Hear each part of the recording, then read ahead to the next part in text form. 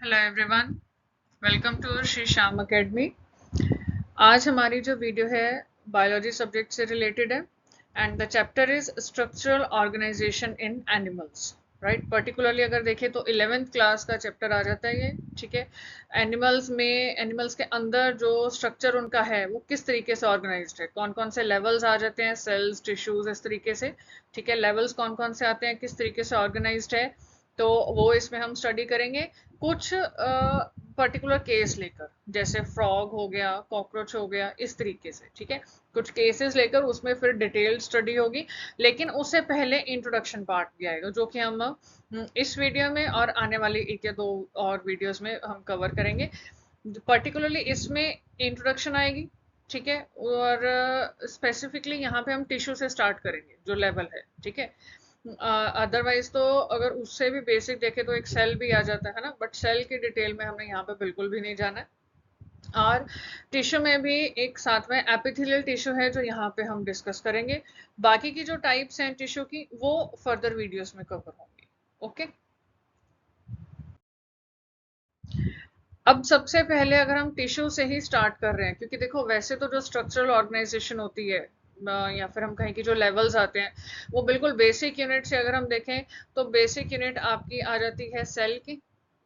ठीक है, सेल होता है और काफी सारे सेल्स मिलकर जो हमने बिल्कुल मतलब हम कहें कि छोटी क्लासेस में भी हमने पढ़ा हुआ है कि काफी सारे सेल्स मिलकर क्या बनाते हैं, टिश्यू बनाते हैं। राइट, और फिर काफी सारे टिश्यूज मिलकर क्या बनाते हैं, ऑर्गन बनाएंगे एक। और इसी तरीके से कुछ ऑर्गन्स मिलकर क्या बनाते हैं, ऑर्गन सिस्टम बनाते हैं पूरा, है ना।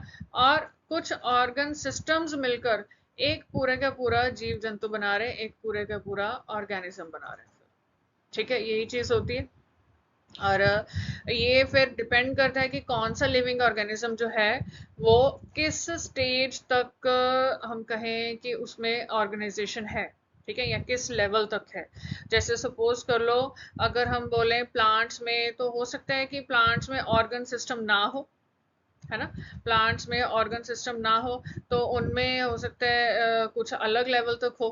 ठीक है, ऑर्गेनाइजेशन इसी तरीके से। और फिर प्लांट्स में भी अलग अलग होगा, कोई प्लांट है जो किसी लेवल तक ऑर्गेनाइज्ड है, कोई प्लांट किसी अलग लेवल तक। लाइकवाइज अगर हम एनिमल्स की बात करें तो उनके केस में भी यही चीज होगी कि एनिमल्स में कोई एनिमल है उसमें किसी मतलब जो लेवल है उसका अलग होगा, ऑर्गेनाइजेशन का, स्ट्रक्चरल ऑर्गेनाइजेशन का, और कुछ का अलग होगा। अगर हम अपनी ह्यूमन बींग्स की बात करें तो हमारे केस में ये पूरी सीक्वेंस चलती है। ठीक है, सेल्स से स्टार्ट होगी, उससे टिश्यूज बने होंगे, फिर उससे ऑर्गन बना होगा, ऑर्गन सिस्टम, एंड देन हम पूरा का पूरा एक ऑर्गेनिज्म तैयार हो रहे हैं। ठीक है, तो इस तरीके से ये चीज मतलब ये एक सीक्वेंस चलती है। ओके, अब इसमें पर्टिकुलरली अगर हम टिश्यू से स्टार्ट करें, जैसे कि ठीक है टिश्यू की बात करें तो टिश्यू क्या है, ग्रुप ऑफ सिमिलर सेल्स। मतलब एक पर्टिकुलर टिश्यू जो है वो कुछ एक तरीके के सेल्स से ही बना होगा। राइट, ये नहीं है कि बिल्कुल ही सेम होंगे, सेम यहाँ पर लिखा भी नहीं, सिमिलर लिखा है। तो मतलब कि जो आपस में मिलते जुलते होंगे या फिर आपस में रिलेट करते होंगे। ठीक है, इस तरीके से। और कुछ ना कुछ उनमें सब्सटेंसेस, कुछ मटेरियल भी डेफिनेटली प्रेजेंट होगा। ये तो है नहीं कि खाली सेल्स हैं और वो आपस में मिले हुए हैं एंड मिलकर वो टिश्यू बना रहे हैं, नहीं। आप डेफिनेटली वहां पे कुछ ना कुछ मटेरियल, कोई बायोकेमिकल कोई चीज प्रेजेंट होगी, है ना। और उसका अपना काम होगा। ओके, और परफॉर्मिंग अ स्पेसिफिक फंक्शन। अब देखो कोई एक पर्टिकुलर टिश्यू है तो उसने कुछ स्पेसिफिक फंक्शन ही परफॉर्म करने हैं। ठीक, ये नहीं है कि जैसे अब यहाँ पे मान लो जैसे आपका एपिथेलियल टिश्यू एक दिखाया हुआ है तो वो न्यूरल टिश्यू का काम कर देगा, नहीं, वो चीज पॉसिबल नहीं है। एपिथेलियल टिश्यू ने अपना ही काम करना है। ठीक है, न्यूरल टिश्यू ने अपना काम करना है। तो इस तरीके से जो भी टिश्यू होते हैं अपना अपना स्पेसिफिक फंक्शन परफॉर्म करते हैं। ठीक है, और इसमें अब अगर हम बात करें एनिमल टिश्यू की, हम स्पेसिफिकली बात करें क्योंकि हमारा चैप्टर उसी के ऊपर बेस्ड है, तो उसमें हमारे पास 4 टाइप्स आती हैं। एक है एपिथेलियल टिश्यू। ठीक है, दूसरा है connective tissue, third is muscular tissue, and fourth is neural tissue. Right, ये 4 मेन टाइप्स हैं। इनकी आगे सब टाइप्स वो डेफिनेटली आएंगी, वो जब हम करेंगे इनको स्टडी तो उसमें आपको नजर आ जाएगा। यहाँ पे जो आपको ये डायग्राम्स इनके दिखाया है, ये एक्चुअली डायग्राम नहीं हम बोल सकते, ये एक तरीके से इनका माइक्रोस्कोपिक व्यू है, राइट? कि जब किसी एनिमल से स्पेसिमेन लिया गया होगा टिश्यू का, तो डिपेंड करता है ना कि एनिमल से भी किस पार्ट से लिया गया। स्किन से लिया गया टिश्यू का स्पेसिमेन, या फिर सपोज कर लो कि जो बॉडी में हार्ट है वहां से लिया गया है, ठीक है, या फिर बॉडी के अंदर कोई ट्यूब है, ठीक, तो कोई जैसे सपोज कर लो कोई पाइप लाइक कोई स्ट्रक्चर जा रहा है बॉडी में, है ना, बॉडी का ही, तो उसमें से स्पेसिमेन लिया गया है। तो मतलब वो डिपेंड करता है कि स्पेसिमेन कहाँ से ले रहे हैं, तो उस हिसाब से फिर वही उसी लोकेशन का जो टिश्यू है वो हमारे सामने नजर आएगा, मतलब उसको फिर हम स्टडी करेंगे आगे। जैसे ये एपिथेलियल टिश्यू का अगर लिया गया है तो उसका माइक्रोस्कोपिक व्यू कुछ इस तरीके से आ रहा है, ठीक है। सेल्स आपस में इस तरीके से कनेक्टेड हैं, न्यूक्लियस आपको शो करा हुआ है, बिल्कुल सिंगल लेयर सिंपल से सेल्स नजर आ रहे हैं, ठीक है। ये चीज हो गई।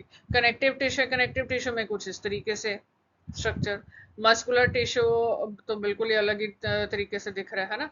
न्यूरल टिश्यू हो गया, न्यूरल टिश्यू में अगर आप ध्यान दो तो जो ये वाला पार्ट बन रहा है ये थोड़ा थोड़ा डेंड्राइट जैसा लग रहा है, सॉरी डेंड्राइट नहीं, न्यूरॉन।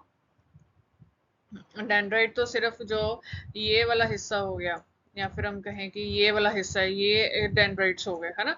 ये सेल बॉडी हो गई, बाकी सारी दिस इज द न्यूक्लियस, ठीक है। और ये एक पूरा न्यूरॉन जैसा नजर आ रहा है, क्योंकि है ही न्यूरॉन, नर्व सेल, है ना। नर्व सेल से मिलकर पूरा एक न्यूरल टिश्यू नेटवर्क बना रहे हैं वो चीज, राइट। तो इस तरीके से ये चार तरीके के जो टिश्यूज हैं वो टाइप्स हमारे पास आती हैं एनिमल टिश्यूज के केस में, ओके। अब इस वीडियो में पर्टिकुलरली हमने एपिथेलियल टिश्यू को स्टडी करना, ठीक है। जो बाकी के तीन टाइप्स हैं वो आगे फर्दर वीडियोस में कवर होंगी।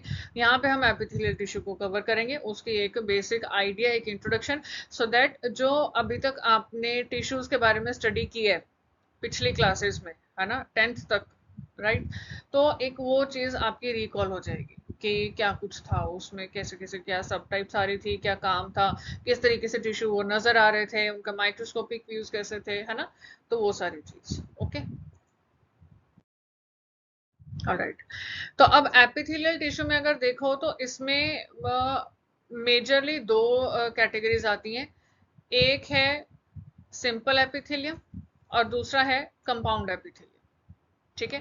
एपिथेलियल टिश्यूज की ये दो मेन कैटेगरीज हो गई, एक हो गया सिंपल एपिथेलियम और दूसरा हो गया कंपाउंड एपिथेलियम। इसमें भी जो ये सिंपल एपिथेलियम है इसके फर्दर तीन टाइप्स हैं, एक है स्क्वैमस, एक है cuboidal and third is columnar, ठीक है। ये तीन इसके सब टाइप्स हैं फर्दर, और वन बाय वन इनको हम स्टडी करेंगे।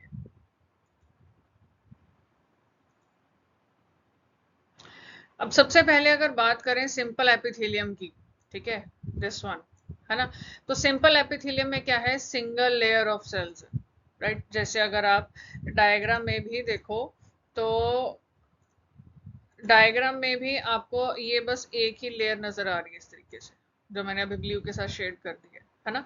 कोई उसके ऊपर ये जैसे इधर देख लो, बस यही एक लेयर प्रेजेंट है। ये तो नहीं कि इसके ऊपर एक और लेयर है, मान लो इस तरीके से, जैसे ये एक लेयर है, ठीक है, सेल्स की, इसके ऊपर एक दूसरी लेयर और है, फिर एक तीसरी लेयर है, फिर एक फोर्थ लेयर है, और ये पूरा मिलके एक सिंपल एपिथेलियम बना रहा है। नो, इस तरीके से नहीं है, ठीक है। क्या है, बस सिंगल लेयर है, right.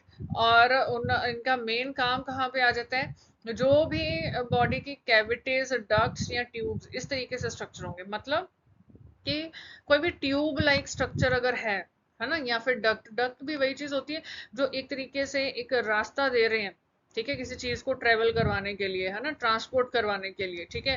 Tube like, pipe like structure कुछ इस तरीके से हो गए। या फिर कैविटी भी क्या होती है, कैविटी भी एक तरीके से वही चीज होगी कि मतलब हम कहें कि इस तरीके से कुछ, ठीक है।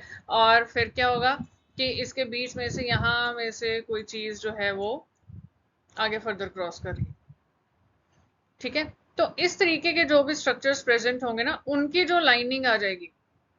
अब इनकी लाइनिंग का मतलब हुआ कि जो ये वाला पार्ट हो गया, ठीक है, जो ये लाइनिंग इनकी बन रही है, मैं रेड के साथ लाइन यहाँ पे लगा रही हूँ, ये चीज, है ना। ये जो लाइनिंग है, यहाँ पे जो टिश्यू प्रेजेंट होते हैं वो होते हैं सिंपल एपिथेलियम, ठीक है, सिंगल लेयर टिश्यू है, सिंपल बिल्कुल स्ट्रक्चर है, और फंक्शन भी बिल्कुल मतलब सिंपल, एक सीधा साधा सा ये इसका फंक्शन हो गया, राइट। अब सिंपल एपिथेलियम में आगे भी टाइप्स आएंगी, वो हम करते हैं, बट उससे पहले अब हमारे पास जो आएगा दैट इज कंपाउंड एपिथेलियम। ठीक है, जैसे एक तो हमने किया कि ये सिंपल एपिथेलियम सिंगल लेयर था, है ना। अब कंपाउंड एपिथेलियम में अगर हम देखें तो कंपाउंड एपिथेलियम में क्या है, उसमें दो या दो से ज्यादा लेयर्स होंगे, मतलब कि सिंगल तो नहीं होगी। जैसे सपोज करो, यहाँ तो हो सकता है कि इस तरीके से दो लेयर्स प्रेजेंट है और एक पूरा कंपाउंड एपिथेलियम बन गया, या फिर दो से ज्यादा भी प्रेजेंट हो सकती हैं, तीन चार पांच कितनी भी हैं, और एक कंपाउंड एपिथेलियम बन गया। ठीक है, और इसका मेन जो फंक्शन है वो प्रोटेक्टिव फंक्शन आता है।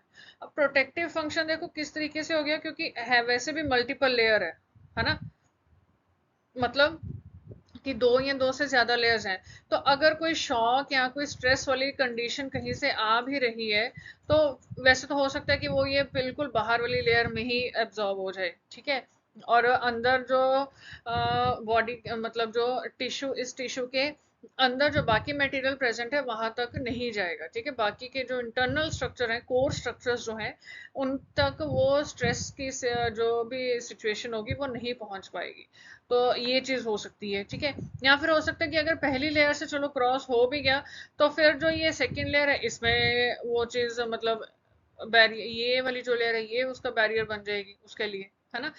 नहीं तो जो लास्ट वाली लेयर है वो बैरियर बन सकती है, तो मतलब बैरियर्स काफी आ गए, ठीक है। जिस वजह से क्या हो जाएगा कि एक तरीके से जो बिल्कुल कोर स्ट्रक्चर्स हैं उनको फिर प्रोटेक्शन मिल जाती है बहुत अच्छे वाली, ठीक है, किसके द्वारा, कंपाउंड एपिथेलियम के द्वारा।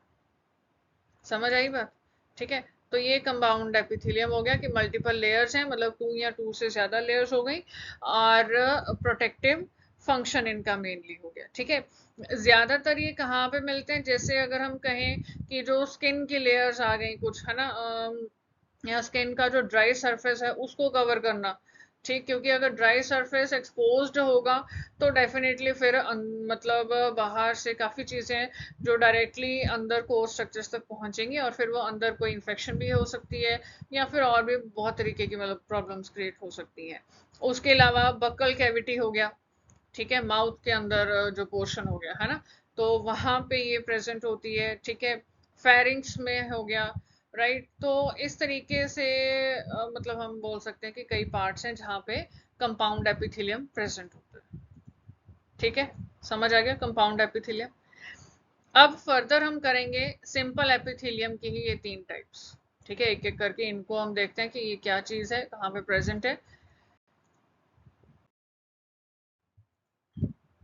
सबसे पहले अब आ रहा है स्क्वैमस एपिथेलियम, ठीक है। अब स्क्वैमस एपिथेलियम देखो, जैसे यहाँ पे आपको मेंशन किया गया है, एक तो क्योंकि सिंगल लेयर हम क्यों बोल रहे हैं, क्योंकि सिंपल एपिथेलियम की टाइप है ना, ये रहा, ठीक है। स्क्वैमस जो एपिथेलियम है वो सिंपल एपिथेलियम की टाइप है, तो इतना ध्यान में रखना कि लेयर तो कौन सी होगी, सिंगल लेयर होगी। फ्लैटेंड सेल्स हैं, ये देखो इसका बेसिक डायग्राम, बेसिक डायग्राम ये वाला है, ठीक है। अब इसमें देखो बिल्कुल फ्लैट पड़े हैं, ये तो नहीं कि मतलब कुछ मोटी सी चीज पड़ी हुई है कि मैं इस तरीके से आपको स्ट्रक्चर शो किया हुआ नहीं, फ्लैट होते हैं ये, ठीक है, फ्लैट सेल्स हैं। इररेगुलर बाउंड्रीज हैं, ये अगर आप इसकी बाउंड्री देखो ये इस तरीके से जा रही है, फिर इधर है, फिर ऐसे, है ना, इस तरीके से, मतलब कि बिल्कुल सीधी स्ट्रेट नहीं है, कुछ भी स्ट्रेट नो, ठीक है, ऐसे इररेगुलर से बाउंड्री आ रही है कुछ इस तरीके से, ऐसे इरेगुलर से बाउंड्री आ रही है, तो this is the squamous epithelium, okay. Present कहाँ पे होते हैं ये, lining of blood vessels, air sacs of lungs, ये चीज, ठीक है। अब ब्लड वेसल्स जो हो गई, ब्लड वेसल्स मतलब के आर्टरीज हो गई, वीन्स हो गई, है ना, या फिर और भी मेन दो ये हो गई, बाकी और भी ब्लड वेसल्स कुछ होती हैं, तो उनकी जो लाइनिंग है, ओके, जैसे अगर हम बात करें यहाँ पे आपको दिखाया हुआ है, ये देखो स्क्वैमस एपिथेलियम ऑफ एल्वियोलस, ये वाला पार्ट, ठीक है। ये जो डॉट बीच में दिखाए हुए है ना, इस तरीके से, ठीक है। और ये वाली जो लेयर आ रही है, ये सारी लेयर एक्चुअली किस चीज की है आपकी, ये आपकी स्क्वैमस एपिथेलियम की लेयर ही चल रही है, ठीक है। सिंगल लेयर चल रही है, फ्लैटेंड सेल्स हैं, इरेगुलर बाउंड्रीज हैं, ठीक है। बाउंड्री पे अगर आप देखो तो कोई ये नहीं कि हाँ बहुत साफ सुथरा सर्कल बना हुआ है, नहीं, इरेगुलर बाउंड्री है, ठीक है। या फिर इस साइड पे अगर आप देखो तो स्क्वैमस एपिथेलियम आपको कैपिलरी का दिखाया हुआ है, ये वाली चीज जो होगी इस तरफ जो है, ठीक है, जो मैंने अभी शेड कर दिया। तो ये कुछ इसके लोकेशंस हो गई जहां पे स्क्वैमस एपिथेलियम प्रेजेंट होता है, ठीक है। क्या है और कहाँ पे प्रेजेंट है, ओके, ये इस चीज को ध्यान में रखना।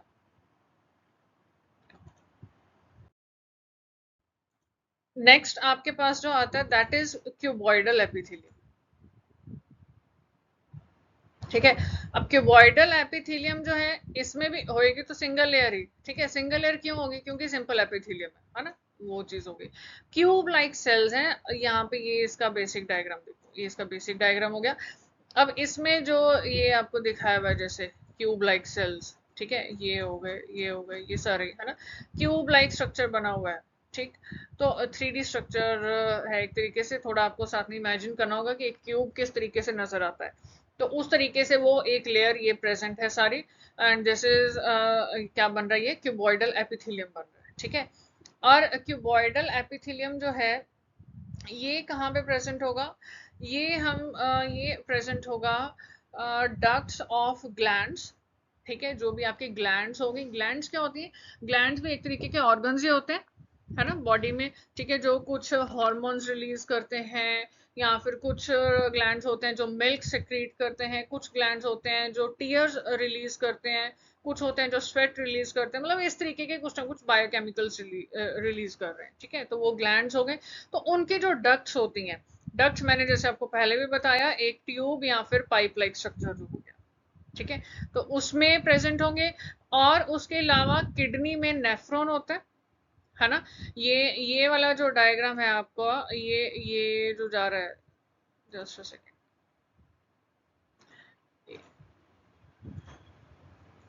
दिस वन, ये, ठीक है, ये सारा नेफ्रॉन का डायग्राम ही आपको दिखाया हुआ है।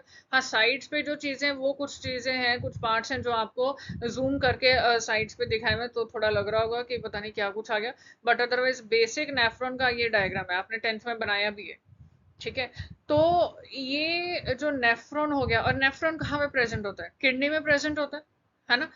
तो नेफ्रॉन में, नेफ्रॉन का जो भी ट्यूबुलर पार्ट है, मतलब कि जो भी ट्यूब वाला जितना भी पार्ट आ रहा है, स्ट्रक्चर आ रहा है, ठीक है, जैसे ये रीनल ट्यूब्स यहाँ पे शो करी हुई हैं, ये इसी का ही पार्ट आपको ये जूम करके दिखाया हुआ है, ठीक है। और इसमें जो टिश्यूज प्रेजेंट है, they are the cuboidal epithelium. अगर आप ध्यान से इनके स्ट्रक्चर्स को देखो, छोटे नजर आ रहे हैं, ठीक है, बट हमें फिर भी उसके शेप का थोड़ा पता चल रहा है, ओके। तो ये जो हो गया, ये क्यूबॉइडल एपिथेलियम हो गया।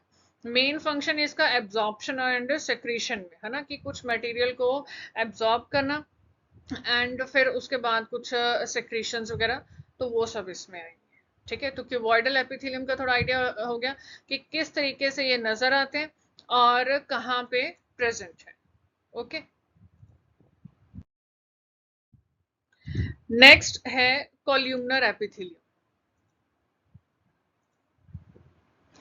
अब कॉल्यूमनर एपिथेलियम में देखो क्या चीज आती है, इसमें है कि जो सेल्स होंगे टॉल होंगे एंड स्लेंडर होंगे, ठीक है। अब टॉल एंड स्लेंडर मतलब क्या चीज हुई, कॉल्यूमनर एपिथेलियम वैसे नाम से भी पता चल रहा है, जैसे एक कॉलम होता है ना कोई, ठीक है, उस तरीके की शेप हो गई, इस तरीके से, मतलब टॉल है एंड कंपैरेटिवली थिन है, पतला है ना। ये नहीं है कि अगर लंबाई बहुत ज्यादा है तो साथ में मोटा भी हो जाएगा, नहीं, ये चीज नहीं होगी। लंबाई है, लंबे हो सकते हैं, लेकिन थिन है, पतले हैं, ठीक है, इस तरीके से। तो ये टॉल एंड स्लेंडर सेल्स हम बोल देंगे।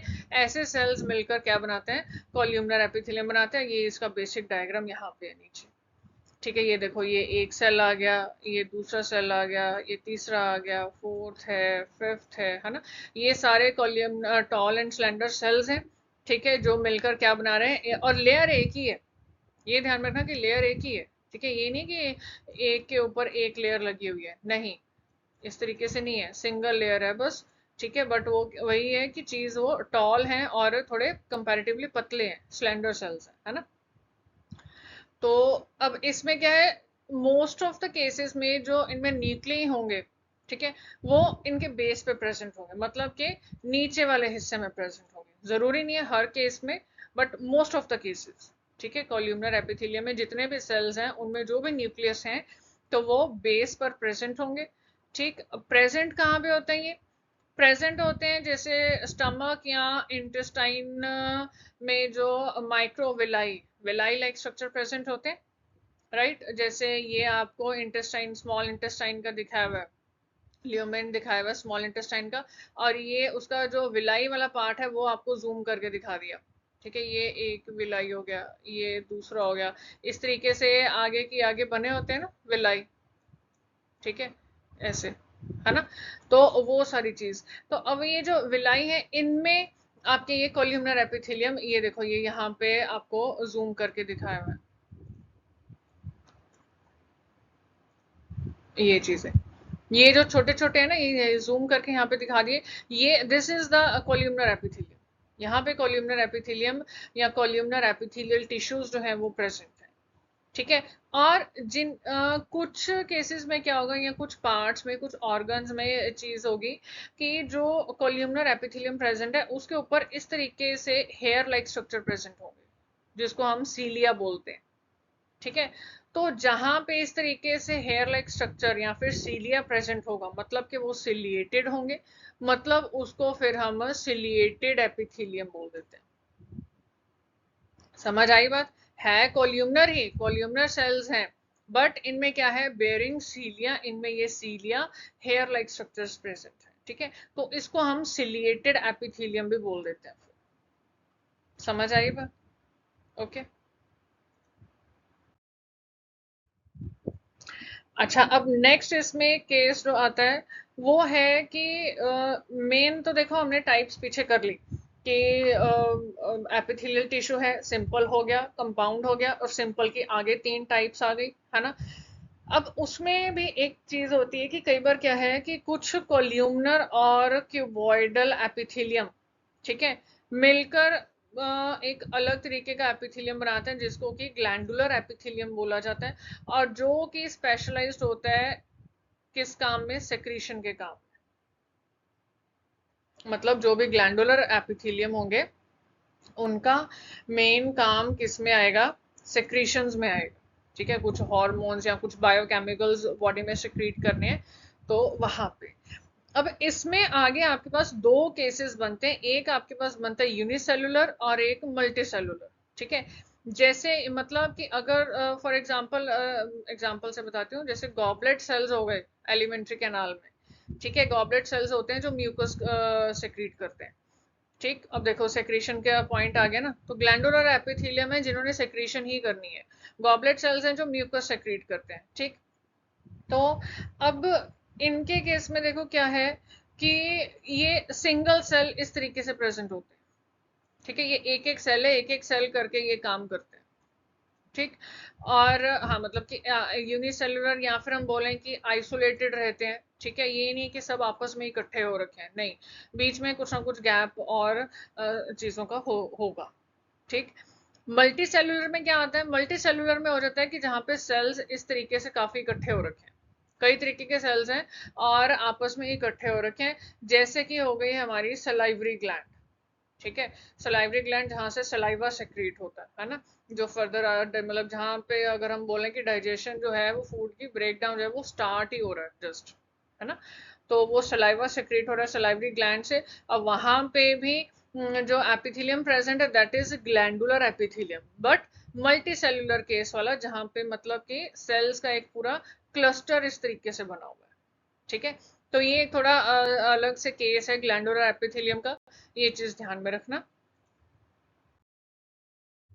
और इसमें आपको जो और चीज दो ध्यान में रखने वाली है, that is the endocrine glands and exocrine glands, ठीक है। ये आपको पता होने चाहिए कि हम ग्लैंडुलर एपिथेलियम की बात कर रहे हैं तो उसमें मतलब जो ऑर्गन्स या फिर जो ग्लैंड्स शामिल होते हैं, ठीक है, जो काम कर रहे हैं, जो सिक्रीशंस कर रहे हैं, तो वो दो तरीके के आ जाते हैं। एक आपका होता है एंडोक्राइन ग्लैंड्स और दूसरी हो गई एक्सोक्राइन ग्लैंड्स, ठीक है।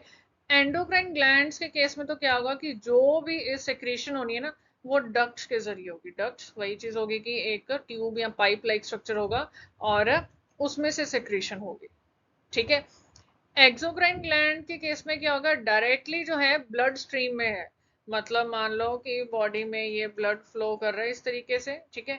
तो और यहाँ पे कोई ग्लैंड है, तो उसका जो भी सेक्रीशन आनी है वो डायरेक्टली ब्लड में जा रही है। ये नहीं है कि बीच में कोई पाइप है, नो, पाइप कोई नहीं है। डायरेक्टली जो है वो ब्लड में मटेरियल जा रहा है, ठीक है, जो भी सेक्रीशंस है। तो वो हो गई एक्सोक्राइन ग्लैंड्स, जो कि सीधा टारगेट साइट पे लेके जाते हैं ब्लड के जरिए। कोई डक्ट, कोई पाइप, कोई ट्यूब, कुछ नहीं है।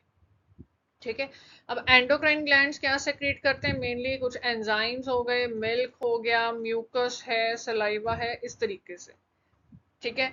और अगर हम एक्सोक्राइन ग्लैंड्स की बात करें तो यहाँ पे सेक्रेट होते हैं हॉर्मोन्स, है ना। जैसे ये भी आपने 10th में भी किया हुआ है कि कौन सी ग्लैंड कौन सा हार्मोन सेक्रेट कर रही है ना। तो उस तरीके से ये आपके एंडोक्राइन और एक्सोक्राइन ग्लैंड्स का ये थोड़ा सा ध्यान में रखना है ओवरव्यू। ठीक है। ओके। अब नेक्स्ट जो इसमें एक छोटा सा, हम कहें कि एक सब टॉपिक है, एक छोटा सा पॉइंट और एपिथेलियल टिश्यू में कवर करने को आता है, that is about epithelial junctions. अब देखो, जंक्शन कोई चीज क्या होती है, जहां पे कुछ चीजें मिल रही हैं, कुछ ज्वाइन हो रही हैं, जुड़ रही हैं, या मिल रही हैं, या कोई कनेक्टिंग पॉइंट है किसी चीज का, है ना, मतलब दो या दो से ज्यादा चीजों का, ठीक है, जंक्शन है कोई। ठीक। तो अब ये जो एपिथेलियल टिश्यू बन रहा है, ऑब्वियसली एपिथेलियल सेल्स से ही बन रहा होगा, है ना। ये एक सेल हो गया, दूसरा सेल हो गया, तीसरा हो गया, इस तरीके से। अब इन्होंने अगर मिलके टिश्यू बनाना है तो आपस में कोई कनेक्शन तो चाहिए। ठीक है। और ये तो है नहीं कि सिर्फ 3-4 सेल्स मिलकर एक टिश्यू बना देते हैं, नहीं, ये तो हमने यहाँ पे जस्ट एक रिप्रेजेंट करने के लिए इस तरीके से मतलब ड्रॉ किया है। बट अदरवाइज तो बहुत सारे सेल्स होते हैं। ठीक है। तो उन वो आपस में किस तरीके से कनेक्टेड हैं, किस तरीके से कनेक्ट करते हैं, मिलते हैं, ठीक है, ज्वाइन होते हैं, या क्या होता है उनमें कि एक मिलके पूरा टिश्यू तैयार होता है। ठीक है। तो उसके आप ये तीन हमारे पास जंक्शंस की टाइप्स आती है, मतलब वो जो ज्वाइनिंग पॉइंट या कनेक्टिंग पॉइंट जो उनका होता है ना, ठीक है, वो यहाँ उसको एपिथेलियल जंक्शन बोल देते हैं, जहाँ पे एपिथेलियल सेल्स जो हैं वो आपस में ज्वाइन कर रहे हैं। ठीक है। और कुछ ना कुछ मटेरियल जो है उसकी हम कह सकते हैं कि उसकी असिस्टेंस लेते हुए, ठीक है, उसकी हेल्प से। और फिर जो वो स्पेशलाइज्ड जंक्शन बनते हैं, उस जंक्शन के जरिए फिर उनका फर्दर आगे काम चलता है। जैसे सबसे पहले जो है, देखो, टाइट जंक्शन सबसे पहले आपको दिया हुआ है। टाइट जंक्शन का मेनली काम क्या होगा कि उसने लीकिंग नहीं होने देनी है। ठीक। मतलब कि जो इंटर सेल के अंदर जो भी मटेरियल प्रेजेंट है ना, वो सेल के बाहर ना जाए। ठीक। या फिर और भी, मतलब इस तरीके से कुछ भी लीकिंग नहीं होनी चाहिए। तो उसको रोकने के लिए टाइट जंक्शंस होते हैं। अगर आप डायग्राम में देखो तो ये चीज है, ये जो बना हुआ है, this is a tight junction. ये डायग्राम में भी रिप्रेजेंट भी कुछ इस तरीके से किया हुआ है, जैसे कुछ हम स्टिच नहीं कर देते, सो दैट के फिर कोई मटेरियल का, मतलब कि कोई कुछ भी मटेरियल इधर उधर ना हो, है ना, कुछ भी लीक ना हो। तो this is the tight junction. ठीक है। बिल्कुल प्रॉपरली उसको एक पैक कर दिया, टाइटली उसको ज्वाइन कर दिए, वो चीज आ गई। नेक्स्ट आता है अडेयरिंग जंक्शन। अडेयरिंग जंक्शन का मतलब क्या होता है, अडेयर करने का मतलब वैसे क्या होता है, किसी चीज को साथ में लगाना। जैसे सपोज कर लो एक ये ब्लॉक है, ठीक है, और दूसरा ये ब्लॉक मैं बोलूं कि मैंने इसके साथ अडहियर कर दिया, मतलब क्या हो गया कि मैंने ये देखो यहाँ पे मैंने इसको जोड़ दिए, जो इनका ये वाला पॉइंट है ना, ये इनका अडहियरिंग पॉइंट हो गया, अडहियरिंग का जो है साइट हो गई, जहाँ पे दोनों को आपस में बिल्कुल ज्वाइन कर दिए, जोड़ दिए। ठीक है। तो अब अडहेरिंग जंक्शंस होते हैं जो क्या करते हैं कि दो नेबरिंग, जो दो साथ के सेल्स है ना, जैसे के हो गए, के हो गया, ठीक है, तो दो साथ के सेल्स में उनके अंदर एक तरीके से सीमेंटिंग का काम करना, सीमेंटिंग का काम करना, या फिर हम कह सकते हैं कि उनको आपस में ज्वाइन करवाना, आपस में जोड़ना, ये चीज है। ठीक है। ये वाला जो पार्ट है देखो यहाँ पे जोड़ा हुआ है। अब यहाँ पे इन्होंने लीकिंग का नहीं काम कुछ वो देखना करना है, ठीक है, लीकिंग का किसने चेक करना है, वो टाइट जंक्शन चेक करेगा। अडहियरिंग जंक्शन ने क्या करना है, उसने तो दोनों सेल्स को आपस में जोड़ना है, इस तरीके से। समझ आया। थर्ड जो एपिथेलियल जंक्शन आता है वो है गैप जंक्शंस। गैप जंक्शंस क्या करते हैं, उनका काम है कि सेल्स के बीच में कम्युनिकेशन डेवलप करवाना। ठीक है, जैसे मान लो अगर एक सेल से कुछ भी मटेरियल दूसरे सेल में जाना है ना, सेल ने भेजना है, एक सेल ने भेजना है कि मैंने ये वाला अपना मटेरियल जो है वो मैंने अपने साथ वाले सेल को भेजना है, तो उसके लिए उसको कहीं से रास्ता तो चाहिए। अब टाइट जंक्शन है, उसने तो पहले ही सब कुछ टाइटली बंद कर दिया, तो वहां से तो जाएगा नहीं। अडहेयर जंक्शन, वहां पे भी कोई पॉसिबिलिटी नहीं है, क्यों? क्योंकि साथ में बिल्कुल जोड़ दिया तो कोई खाली जगह, कोई रास्ता तो छोड़ा ही नहीं है फिर। ठीक है, तो इस तरीके से ये जगह कहाँ पे मिलती है, ये यहाँ पे मिलती है गैप जंक्शन में। ठीक है, ये देखो जहां पे अगर आप देखो,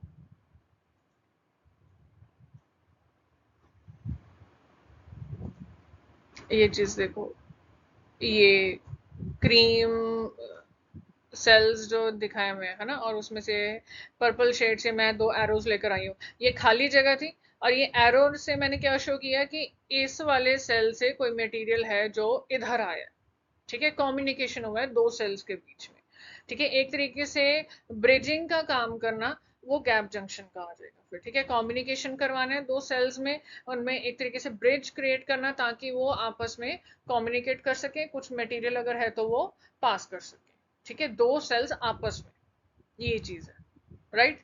तो ये आपके तीन तरीके के एपिथेलियल जंक्शंस आते हैं, जो तीनों जंक्शंस अपना अपना अलग अलग फंक्शन परफॉर्म कर रहे हैं, बट मिलके अल्टीमेटली क्या कर रहे हैं, एपिथेलियल सेल्स को आपस में ज्वाइन करने का काम कर रहे हैं, प्रॉपर सही तरीके से, without any leakage and with proper communication, so that कि जो एक एपिथेलियल टिश्यू तैयार होना है वो सही से अच्छे से तैयार हो सके।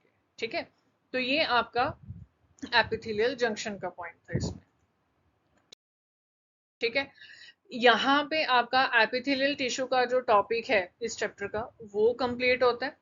आगे की वीडियोस में आपके पास connective tissue, muscular tissue, neural tissue, इन सब के बारे में थोड़ी बहुत इंफॉर्मेशन या इंट्रोडक्शन कुछ इस तरीके से आएगा, और फिर हम जो स्पेशल केसेस हैं वो हम लेने अपने स्टार्ट करेंगे, जिसमें हमने जैसे फ्रॉग हो गया या एक दो साथ में और देख लेंगे जो भी हमने स्टडी करना है।